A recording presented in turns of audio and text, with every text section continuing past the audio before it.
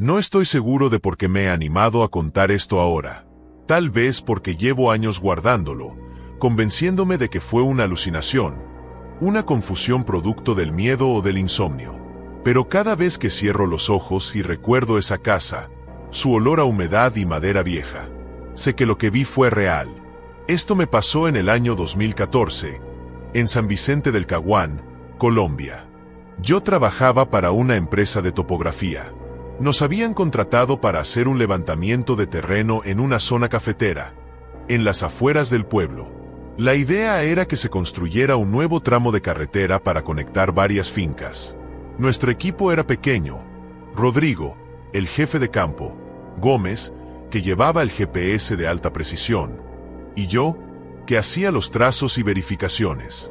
Nos hospedamos en una casa antigua, de madera, que nos prestó un campesino del lugar. Estaba algo alejada, entre cafetales y cerca de un pequeño río. La casa tenía 2 pisos, pero solo el primero era habitable. El segundo estaba clausurado. Según nos dijo el dueño, que el piso era muy inestable. Desde la primera noche, hubo algo que no encajaba. El ambiente dentro de la casa era sofocante, como si el aire estuviera cargado de electricidad. En la madrugada, se escuchaban pasos en el piso de arriba, pero nosotros éramos los únicos ahí. Rodrigo decía que era un ratón o algún animal salvaje. Yo no estaba tan seguro. Una noche me levanté al baño y vi, por el reflejo de la ventana, una figura parada en la escalera. No se movía. Estaba allí, con el cuerpo completamente oscuro, sin detalles visibles, solo su silueta. No podía verle los ojos, pero sentía que me observaba. Cuando encendí la luz del pasillo, ya no estaba. Días después, comenzamos a encontrar nuestras cosas fuera de lugar. Las mochilas abiertas, botellas de agua que dejábamos cerradas amanecían vacías, y una vez, la libreta de Gómez apareció colgando de un clavo en la cocina. Nadie se explicaba cómo había llegado ahí. Empezamos a hablar menos y a dormir mal. Había noches en que el aire olía a azufre y las paredes crujían como si alguien caminara lentamente por los cuartos vacíos. Un viernes, Rodrigo decidió subir al segundo piso. Estaba harto de los ruidos. Gómez y yo lo seguimos, más por miedo a quedarnos solos abajo que por valentía. Forzamos la puerta con una palanca. Al abrirla, un frío nos golpeó como si entráramos a un congelador. Arriba, el aire era más denso, y todo olía a tierra húmeda. Había muebles cubiertos con sábanas, retratos rotos en el suelo y una cuna antigua en un rincón. En la pared del fondo, había marcas, decenas de rayas hechas con uñas, como si alguien hubiera intentado salir arañando. Gómez retrocedió de inmediato. Yo me acerqué a ver mejor y sentí un susurro junto a mi oreja. No entendí lo que decía, pero fue como si una voz femenina me hablara desde muy cerca. Sentí un escalofrío tan fuerte que casi me caigo. Esa noche, Rodrigo no bajó a dormir. Dijo que quería ver si los ruidos seguían ocurriendo. Nosotros no estuvimos de acuerdo, pero él insistió. A la mañana siguiente, lo encontramos dormido en una esquina del segundo piso, con la mirada perdida. Le hablábamos y no respondía. Tardó 3 días en volver a hablar normalmente, y nunca quiso contarnos qué había visto. Después de eso, el dueño de la finca vino a visitarnos. Le contamos lo que pasaba, esperando que se riera o lo negara, pero solo bajó la mirada y dijo algo que nunca olvidaré. En esa casa, hace muchos años, una mujer le puso fin a su vida después de que su hijo murió ahogado en el río. Dicen que a veces se le escucha cantar arriba, donde estaba la habitación del niño. Esa misma tarde empacamos todo y nos fuimos. A veces, en las madrugadas, me despierto con ese canto en la cabeza, como una canción de cuna vieja que nunca he escuchado en otro lado. Y sé que aquello no fue mi imaginación. Esa casa sigue allí, entre cafetales, guardando a sus muertos y esperando a los vivos que se atrevan a entrar.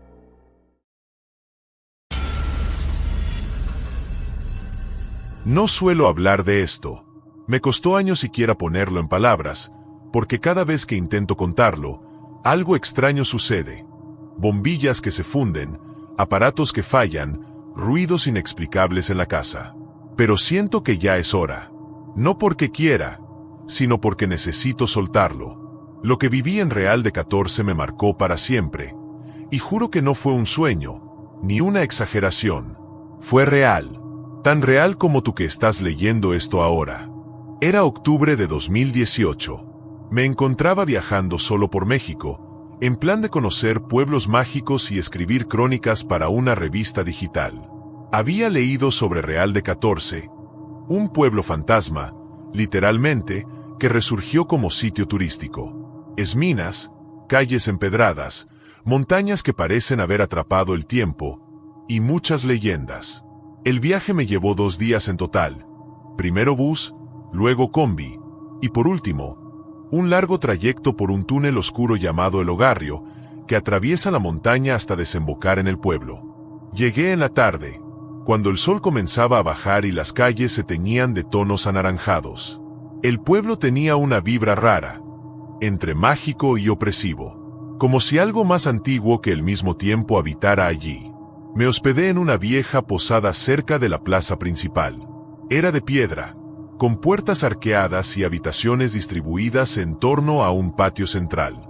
La mujer que me atendió, de rostro seco y voz apagada, me entregó la llave de la habitación 34. No sé por qué, pero al tomarla sentí un escalofrío. Pensé que era el clima. Subí con mi mochila.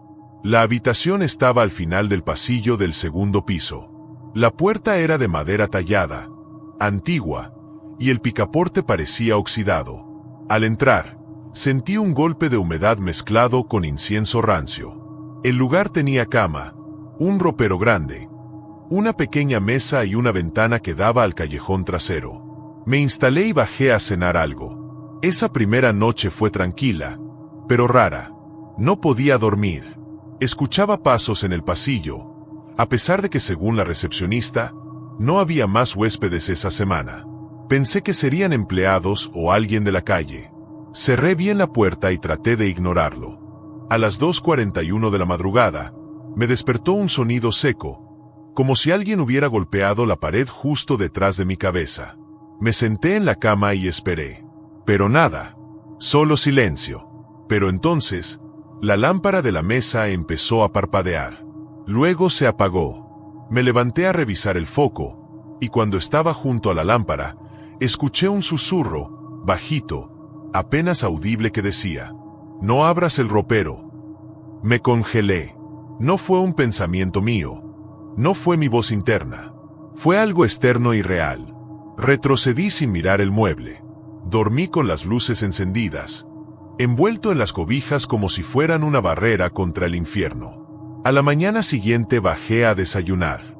La señora me observó sin decir palabra, como si supiera algo. No aguanté y le pregunté directamente si había algo raro en aquella habitación. No respondió de inmediato. Solo sirvió el café y me dijo: «A veces, los muertos se confunden de lugar». Pensé que era una broma local. Pero esa noche todo cambió. Después de recorrer el pueblo, regresé y subí a la habitación. La ventana estaba abierta. Yo estaba seguro de haberla cerrado. El aire que entraba era helado, aunque el día había sido cálido. Cerré con pestillo, revisé todo, y me preparé para dormir. Eran las 11:30 cuando lo vi por primera vez. Al otro lado de la habitación, justo frente al ropero, había alguien. No sé cómo explicarlo. No era una figura sólida. Era como una sombra más densa que la oscuridad del cuarto. Alta e inmóvil, con la cabeza ladeada. No se movía, pero podía sentir su mirada fija en mí. No grité. No podía. Fue como si algo me apretara el pecho. De pronto, el picaporte del ropero se movió solo, suavemente, hacia arriba y abajo, como si alguien desde dentro tratara de abrirlo. La figura no se movía. Estaba ahí solo para ver, o para custodiar. Me levanté y salí del cuarto. Dormí en la recepción esa noche. La señora me encontró al amanecer, temblando. No dijo nada. Solo me sirvió una taza de atole caliente y me preguntó si quería cambiar de habitación. Dije que sí. Me dieron la 22, más cerca del patio. Todo fue más tranquilo desde allí.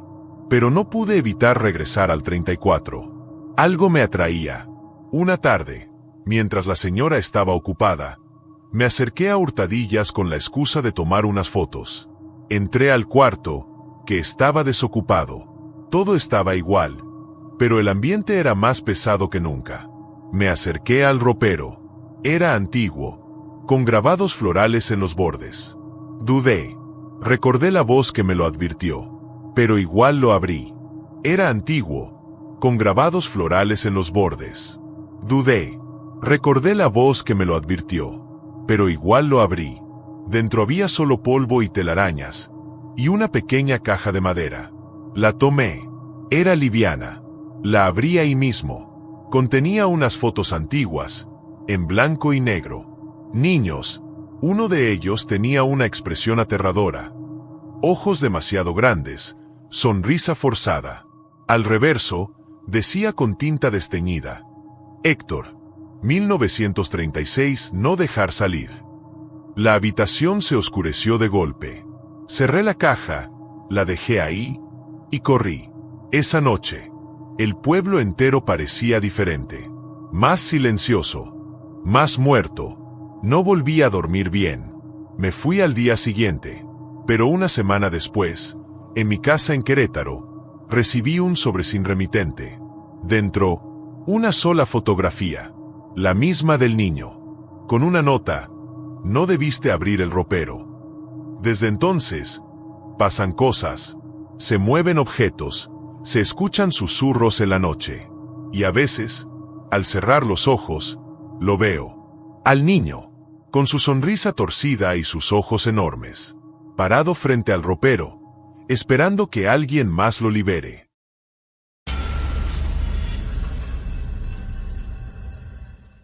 Hay recuerdos que se almacenan como fotografías borrosas, fragmentos vagos que con el tiempo se desdibujan. Pero lo que viví en el invierno de 2017 en Aysén, Chile, está grabado con tanta nitidez que podría describirte hasta el crujido específico de las tablas del suelo, o el sonido que hacía la escarcha al partirse bajo mis botas. Y créeme, ojalá pudiera olvidarlo. Yo tenía 29 años. Trabajaba como documentalista para una fundación ambiental. Ese año, me ofrecieron un proyecto en el sur de Chile para filmar y entrevistar a los últimos pobladores de un sector conocido como Valle Oscuro, un lugar del que había muy poca información. Era una zona remota, fuera de la cobertura telefónica y con caminos que en invierno eran prácticamente intransitables. Aún así acepté. Quería aislarme, experimentar algo distinto. Un par de guardaparques me llevaron en camioneta hasta cierto punto. Desde allí, el acceso era solo a pie o a caballo. Caminamos cerca de 3 horas entre bosque y montaña hasta llegar a un refugio de madera, el cual usaría como base durante una semana. Era una estructura simple, una chimenea, un par de camas y provisiones básicas que habían dejado para mí. No había electricidad, solo una radio de onda corta. Aquel lugar estaba rodeado de silencio, un silencio denso, donde el viento parecía susurrar en lenguas que no entendía. Desde la primera noche, noté que el bosque que rodeaba el refugio no era normal. No había aves, ni insectos, solo árboles enormes, inmóviles, y esa quietud que eriza la piel. El tercer día comenzó lo raro. A eso de las 3 de la mañana, me despertaron unos golpes. Venían de fuera del refugio. 3 golpes secos, como si alguien tocara la puerta. No me atreví a moverme. Permanecí quieto, escuchando, pero nada, solo un silencio total. A la mañana siguiente no había huellas en la nieve, aunque había nevado poco. Intenté racionalizarlo. Tal vez ramas cayendo, algún animal. Pero algo me molestaba. Los golpes habían sido demasiado rítmicos, demasiado humanos. Ese día entrevisté a un anciano llamado Don Emiliano, el único habitante de la zona que aún vivía sin salir del valle. Hablaba con frases cortas, pausadas. Cuando le mencioné el refugio, dejó de hablar por un momento. Luego me preguntó: ¿dormiste allí anoche? En lo cual respondí: sí.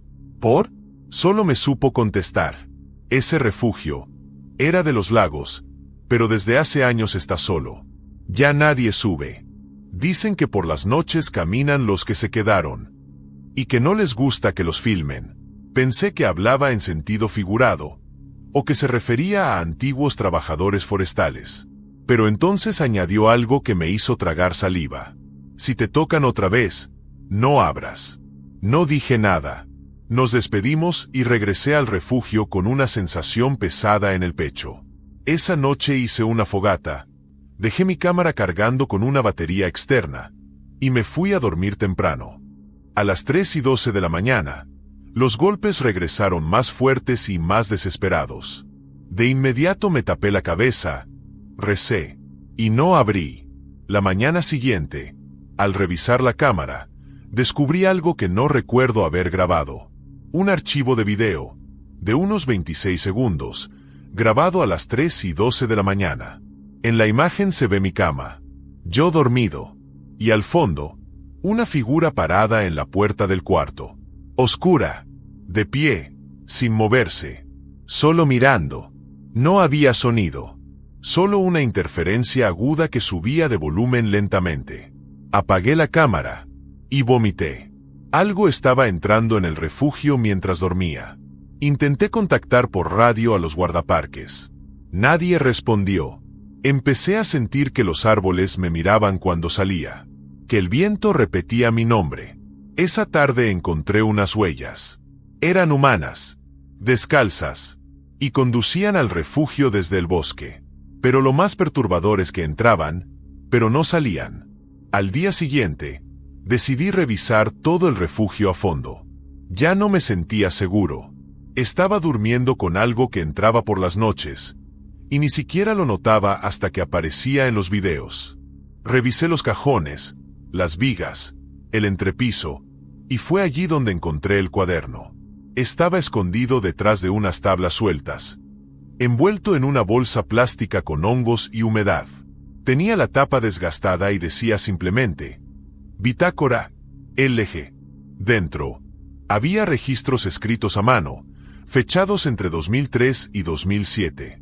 Todos estaban firmados por alguien llamado Luis Guillermo Lagos, un técnico forestal que aparentemente trabajaba para una minera que había operado en la zona años atrás. Las primeras páginas eran normales: clima, fauna, notas técnicas. Pero al avanzar, el tono cambiaba. Empezaban frases como: las ramas se mueven cuando no hay viento. Escucho voces por las noches. No estoy solo. Vi a un hombre sin rostro parado entre los árboles. La última entrada, fechada en junio de 2007, decía: intenté irme. El camino ya no está. Caminé 4 horas en círculos y volví al mismo punto. Ellos no me dejan salir. Si alguien encuentra esto, no te quedes. No hables. No los nombres. Ya vienen. Debí haber huido en ese momento. Pero algo dentro de mí, tal vez el orgullo, la lógica, o simplemente la estupidez, me hizo quedarme una noche más, solo para confirmar que no estaba perdiendo la razón. Y esa fue la peor decisión de mi vida. Esa noche, dejé la cámara grabando en modo nocturno. Coloqué sal alrededor de la cama. No sé por qué, como una medida desesperada. Me acosté con una linterna encendida junto al pecho y un cuchillo de cocina en la mano. A las 3 de la mañana exactas, comenzó el frío. No era una simple bajada de temperatura. Era un frío antinatural, que parecía nacer de las paredes, del piso, de dentro de mi cuerpo. Todo el aire se volvió denso. El fuego en la chimenea se apagó sin explicación. Entonces, el silencio se rompió. No con golpes esta vez. Una voz, desde dentro del refugio, justo junto a mi cama, dijo: «Ahora estás con nosotros». Sentí un aliento gélido en la nuca. Me giré de golpe y apunté con la linterna. Lo vi. Era un hombre alto desnudo. La piel pálida y húmeda, como de cadáver. Pero lo peor era su rostro. No tenía boca. Solo una piel lisa donde debía estar. Y sus ojos eran completamente negros. Me miró, o me sintió. No sé cómo, pero se inclinó lentamente hacia mí. Grité y lo empujé. Crucé corriendo la puerta y me lancé a la nieve, descalzo, solo con la linterna en mano. Corrí sin rumbo, llorando y gritando, deseando despertar. Pero no era un sueño. Corrí hasta no poder más. Y cuando por fin me detuve, jadeando, con los pies congelados y sangrando por las piedras, levanté la linterna. Estaba frente al refugio. Había regresado. Corrí en línea recta. No debía estar allí, pero lo estaba. Como decía el cuaderno, el camino ya no está. Entré temblando.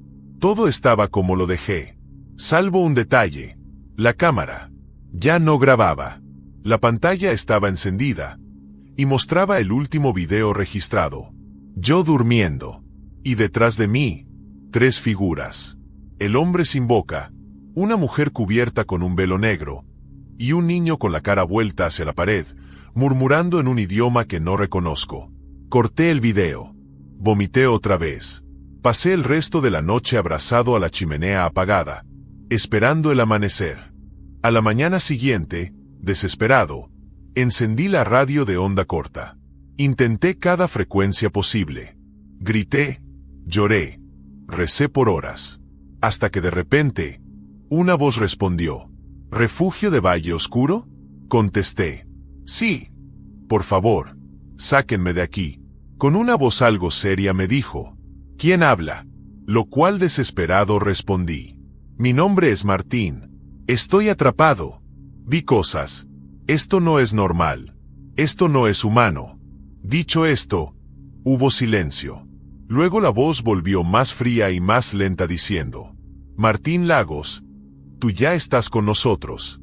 En ese instante, corté la radio de golpe. Me quedé paralizado.